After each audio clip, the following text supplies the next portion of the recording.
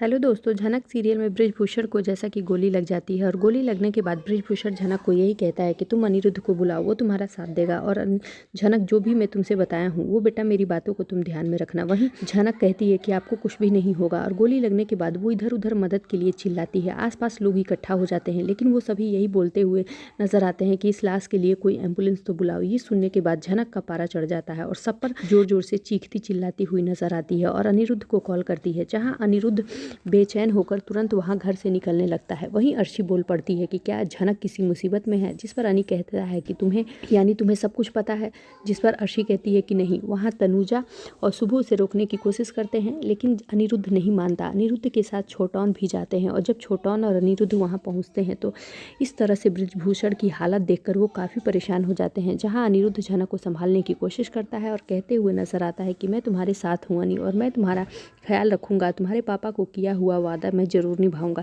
ये सुनने के बाद झनक गुस्सा हो जाती है और कहती है कि आप ऐसे बिहेव कर रहे हैं जैसे मेरे पापा इस दुनिया में नहीं हैं।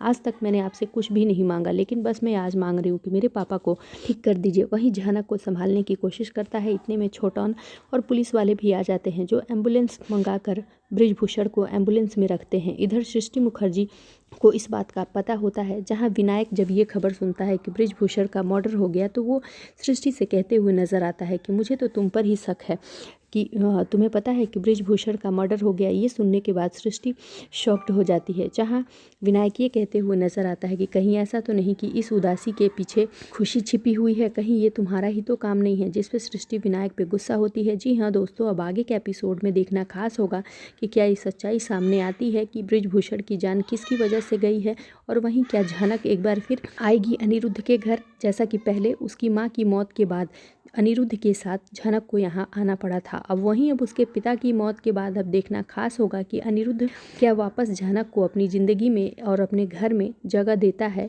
या नहीं। आगे के लेटेस्ट और धमाकेदार अपडेट्स के लिए जुड़े रहें हमारे साथ। Thank you for watching.